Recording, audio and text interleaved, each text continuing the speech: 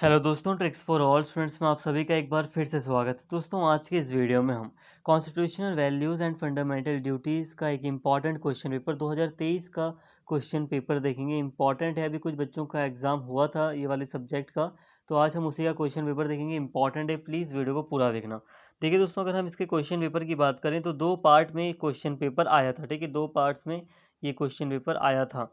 तो अभी आप इंस्ट्रक्शंस को यहाँ पर समझ लो। जो ये पहला पार्ट है constitutional values and fundamental duties का, इसमें आपको 40 मार्क्स का पेपर करना था, जिसमें आपको 1 आवर दिया गया था। थोड़ा यहाँ पे जो इंस्ट्रक्शंस दिए गए हैं, निर्देश दिए गए हैं, इसको आपको पढ़ना है। इस प्रश्न पत्र के मिलते ही ऊपर दिए गए निर्धारित स्थान पर अपनी अनुक्रमांक लिखिए। ठीक है, इसमें आपको 4 क्वेश्चन करने थे। किन्हीं 4 प्रश्नों के उत्तर दीजिए। ठीक है, सभी प्रश्नों के जो अंक थे वो समान थे और उसमें से आपको 4 ही क्वेश्चन करने थे। और इसका जो मीडियम है वही है कि इंग्लिश या हिंदी में आप किसी भी मीडियम में यहाँ पर लिख सकते थे। यहाँ पे आप क्वेश्चन देख सकते हो। पहला क्वेश्चन है कि भारत के संविधान की प्रस्तावना में दिए गए न्याय के अर्थ और इसके विभिन्न प्रकारों पर चर्चा करें। ठीक है, अब भारतीय संविधान की जो प्रस्तावना है, जो प्रियम्बल है, उसमें न्याय शब्द दिया गया है। अब उसका क्या अर्थ है, उसके अलग अलग प्रकार हैं, जैसे कि सामाजिक, आर्थिक न्याय और राजनीतिक न्याय। तो आपको ये सारी बातें बतानी है। देखो, इतना जितना आपको मैंने आपकी अपनी वीडियोज़ में मैंने आपको पढ़ाया है, आप उतना सब कुछ लिख दें बस। जितना आपको मैंने पढ़ाया आप उतना लिख दें, आपका पूरा आंसर हो जाएगा, कंप्लीट हो जाएगा। ठीक है, यहाँ पे पेज वगैरह को आप अभी ध्यान में ना रखें कि कितने पेज मुझे लिखने, 4-5, ऐसा कुछ भी नहीं, क्योंकि आपको 1 ही घंटा दिया गया है। ठीक है, 1 घंटे में आप मैक्सिमम 1 डेढ़ 2 पेज आप, मतलब अगर हम सारे क्वेश्चन करने हैं उस हिसाब से देखा जाए तो आपको बस यहाँ पर मेन फोकस आपको करना है, पॉइंट को समझाना है। ठीक है, न्याय का क्या अर्थ है, न्याय के क्या क्या प्रकार मैंने आपको बताया था, ये सारी चीज़ें बस आप समझा दो। यहाँ पे पेज और वर्ड को मत गिनो। इसके अलावा जो सेकंड क्वेश्चन है वो धर्मनिरपेक्षता शब्द की व्याख्या कीजिए।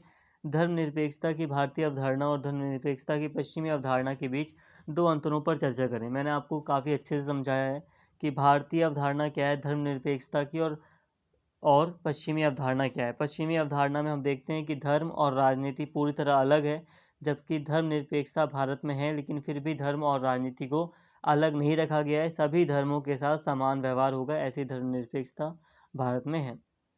इसके अलावा थर्ड क्वेश्चन है यहाँ पर कि भारतीय संविधान में शामिल मौलिक कर्तव्य क्या हैं और उनके महत्व को बताइए। ठीक है, ये आप बता देंगे। इसके अलावा लोकतंत्र क्या है और इसे कैसे लागू किया जा सकता है। यहाँ पे 6 क्वेश्चन दिए गए हैं, 6 में से आपको 4 ही क्वेश्चन कोई से भी करने हैं। ये वाला क्वेश्चन बहुत ईजी है कि भारत के संविधान की मुख्य मुख्य विशेषताएं आप बता दीजिए। तो बस आपको यहाँ पे मुख्य मुख्य विशेषताएं बतानी है, समझाना है। यहाँ पे पेजेस फोकस नहीं करना। कानून के समक्ष समानता और कानून के समान संरक्षण में क्या अंतर है, स्पष्ट कीजिए। ये वाली चीज़ मैंने आपको काफ़ी डिटेल में पढ़ाई है, अगर आप वीडियोस देखेंगे तो आपको मिल जाएगा। काफ़ी डिटेल में आपको मैंने ये सारी बातें पढ़ाई हैं।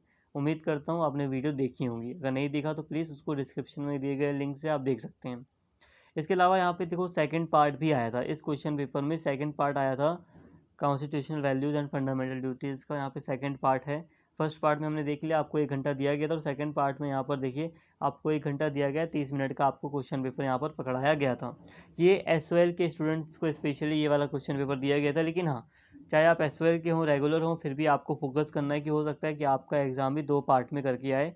बाकी बिल्कुल 100% हम कंफर्म नहीं कह सकते कि बिल्कुल एग्जैक्ट ऐसा ही पेपर आएगा, नहीं, क्योंकि आजकल हम देख रहे हैं बहुत सारी चीज़ें अनकॉमन हो रही हैं।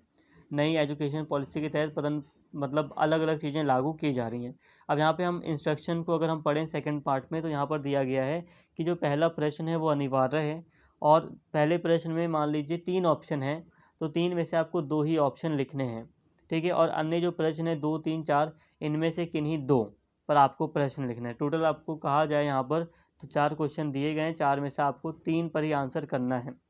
तो पहला क्वेश्चन आपको करना ही था, जिसमें आपको अधिकारों का विभाजन, देखो अब यहाँ पे हिंदी में अधिकार लिखा गया, आप याद रखना अधिकार नहीं होगा, शक्ति होगा। ठीक है, क्योंकि हम इंग्लिश से समझेंगे, तो यहाँ पे लिखा है सेपरेशन ऑफ पावर, और आपको यही पढ़ाया गया है, शक्ति का विभाजन आपको पढ़ाया गया है, अधिकारों का विभाजन कुछ नहीं होता। ठीक है, शक्ति का विभाजन होता है। तो यहाँ पे आप शक्ति के विभाजन से संबंधित सारी बातें लिखेंगे, बिल्कुल सही मानी जाएंगी। बच्चों को कन्फ्यूज़ करने के लिए कुछ ऐसा लिख दिया जाता है। स्वतंत्रता, ठीक है, आपको मतलब दो ही, एक क्वेश्चन 1 में से आपको 2 ही ऑप्शन पर लिखना है। ठीक है, तो स्वतंत्रता पर लिख दें आप, या समग्र की प्राचीन अवधारणा। इसके अलावा सेकंड क्वेश्चन है कि संविधान का क्या अर्थ है, भारतीय संविधान की विशेषताएं क्या हैं, मौलिक कर्तव्य परिवर्तनीय हैं होने चाहिए या नहीं, मतलब मौलिक कर्तव्यों को ज़बरदस्ती लागू कराया जाना चाहिए या नहीं, इस पर आप चर्चा करें। न्याय को परिभाषित कीजिए और न्याय के सिद्धांत के अनुरूप सैद्धांतिक मूल्यों की संक्षेप में व्याख्या कीजिए। तो फ्रेंड्स सिंपल है, यहाँ पे सारी बातें दी गई थी, बस मेरा उद्देश्य था आपको एक बार क्वेश्चन पेपर हल्का हल्का दिखा दूँ। आप अपने अगर वीडियोस देख रखी तो आप सारी चीज़ें समझ जाओगे, न्याय के बारे में या किसी भी चीज़ के बारे में जो पढ़ाया है आपको पढ़ना है और सारी चीज़ें लिख कर आनी जो भी मैंने आपको पढ़ाया है। वीडियो को पूरा देखेंगे तो सारी बातें आपको समझ में आएगी। उम्मीद करता हूँ आपको वीडियो पसंद आई होगी। अगर वीडियो अच्छी लगी हो तो प्लीज़ चैनल को सब्सक्राइब कर लें, वीडियो को लाइक करें, शेयर करें। Thank you.